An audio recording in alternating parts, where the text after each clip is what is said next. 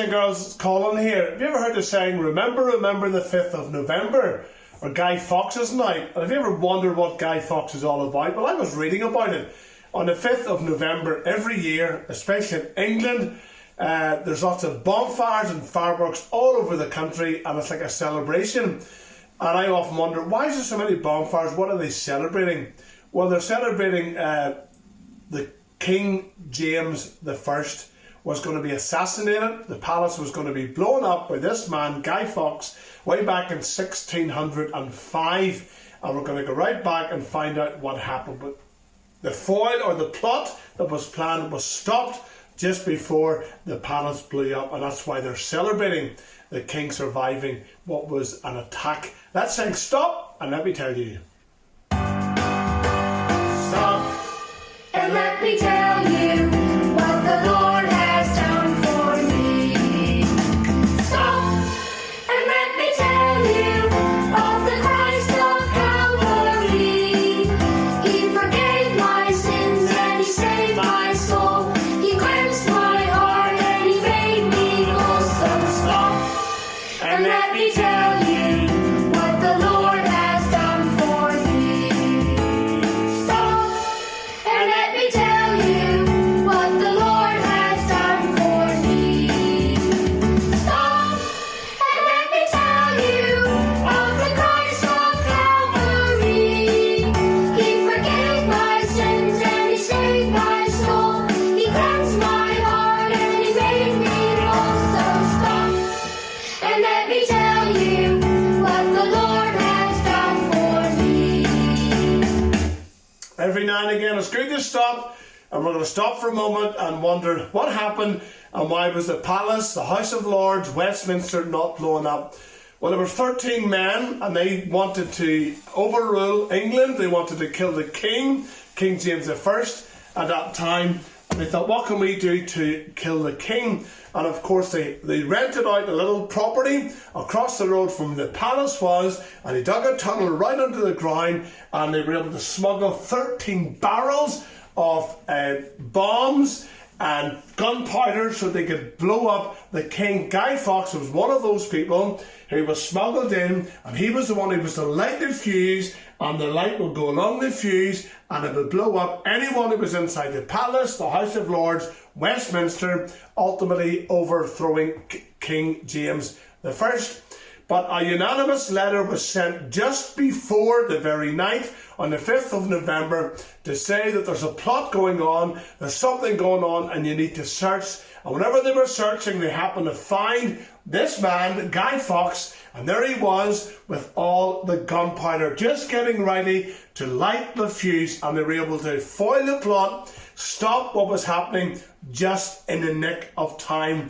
As a result, then he was put to death for what he was doing. He was actually going to be sentenced to jail, but he died on the very time just before he was sentenced. So what happens then, right across on the 5th of November, you'll often see fireworks, you'll see bonfires, and this is to celebrate the victory, that there's still peace within the king's palace because the king's life has been saved as a result. So that's Guy Fawkes in a nutshell what went on whenever they tried to overthrow the king, and the king's life was spared in the very nick of time, and the very one that was caught was the one called Guy Fawkes. And you'll see also in the fires they put a picture of him to let the people know that anyone tries to destroy the king, the same will turn over to them.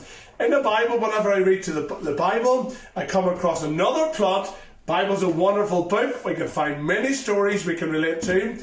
And this time we come to the Old Testament, to the book of Esther. And of course, King Ahasuerus wanted a new queen, Vashti, no longer a queen. And her cousin Mordecai says, Esther, you can be the queen. And she was chosen to be queen. And Esther was a Jew, a child of God. And there she was, queen. And a beautiful queen, a loyal queen, and very, very good. But God had a big plan for Esther. For such a time as this, Esther was going to rescue her people. Now, Mordecai, her cousin, would sit outside the king's gate, and he overheard the the guards, and they were plotting to kill the king. So quickly he told Esther, and as a result the plot was foiled, and these two men were then they were in trouble and they were put in prison. So he saved the king's life. But then there's another incident when the king's right hand man, he was called Haman.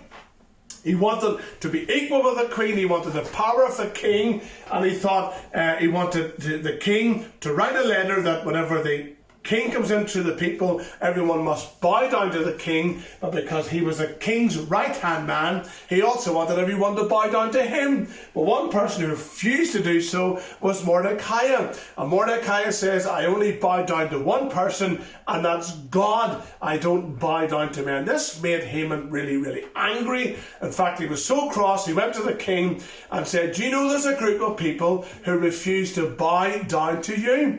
And all these people are growing, and eventually they're going to overthrow you, they're going to outnumber you and dethrone you.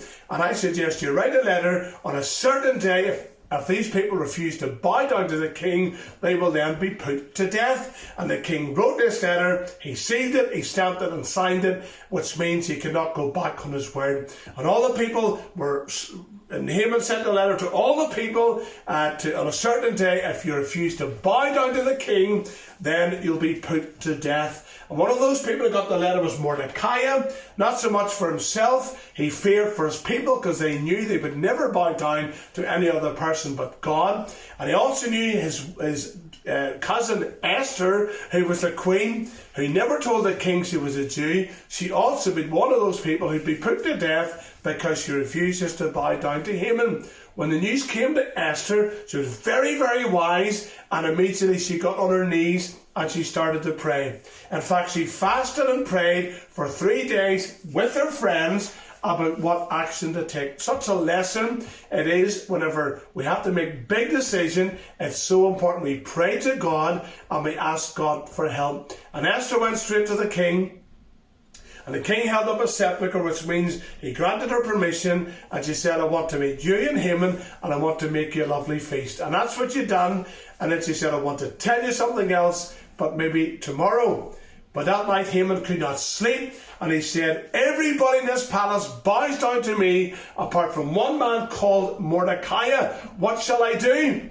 And everyone said, you have the power, almost the same power as the king. Build a gallows and have him hanged for refusing to bow down to you. So that night they all got together and they built the gallows, and that gallows was a very rope that would hang Mordecai because he refused to bow down to Haman.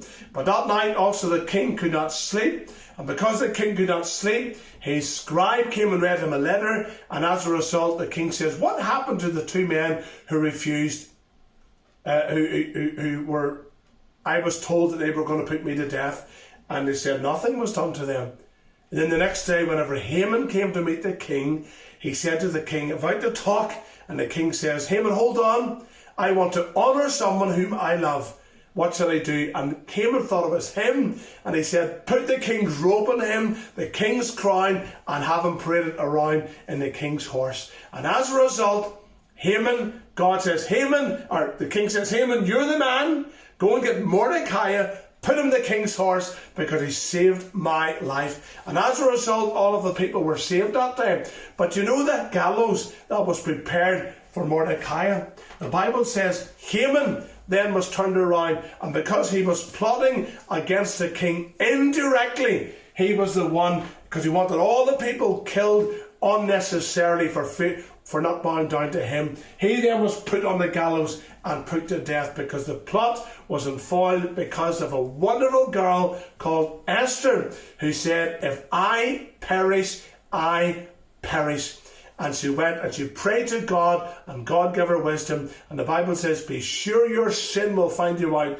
And that man Haman was a wicked, wicked man, and the very man he wanted to have killed on the gallows was paraded around the king's palace, and the king absolutely loved him. And Haman was then put on the gallows because of his plot against an innocent man. Wonderful story about a little girl called Esther who spoke up for such a time as this, and her people were all saved because she stood up for God and what was right. So that's all about Guy Fawkes. I thought about it. It's a parallel about somebody who wanted to kill the king, and as a result, he then was put to death because of what he was trying to do. And right around the country on the 5th of November, remember the 5th of November, we're reminded we have our peace, we have our security, our safety in the palace, and also the king and the queen wants to keep the people safe as well. Let's sing Never Give Up. Never give up. Do you know that song? Do, do, do, do. Yes, that one there. Do, do, do, do. Here we go.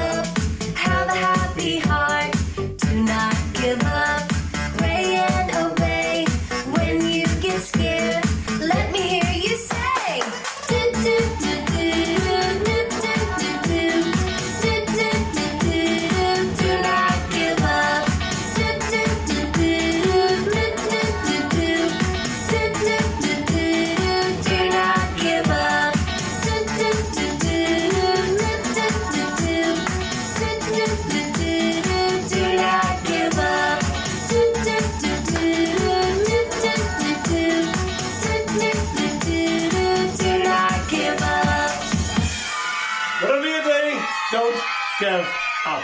That's all for me, Colin, today, and we'll see you next time.